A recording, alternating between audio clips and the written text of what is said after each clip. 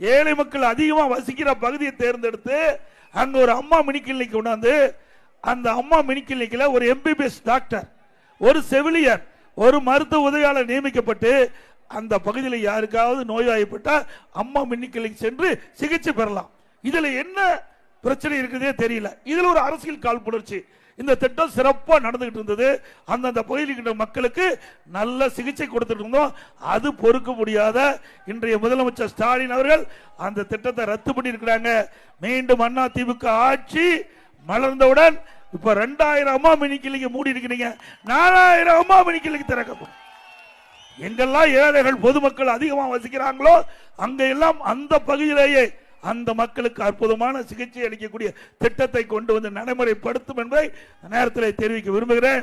அதோட இன்றைய தினம் மத்தியில் இருக்கிற அரசாங்கம் நம்முடைய விவசாய பெருங்குடி மக்களுக்கு பல்வேறு திட்டங்களை அறிவிச்சிருக்குது. நாம பயன்படுத்துகின்ற உழவுக்கு பயன்படுத்துகிற டிராக்டர் அதனுடைய விலையை குறைச்சிருக்கிறாங்க.